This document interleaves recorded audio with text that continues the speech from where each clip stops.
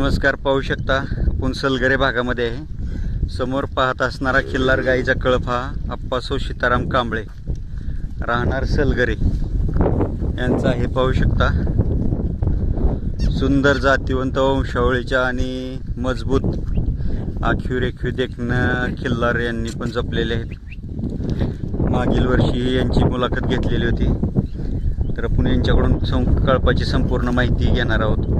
कळपामध्ये किती गाय गाभण आहेत, कोणते वळू भरले, याच्यातील खिल्लार गाय खोंड कालवड काय द्यायचं आहे का, याचं खाणंपिणं नियमित कसं असते याची माहिती संपूर्ण जाणून घेणार आहोत.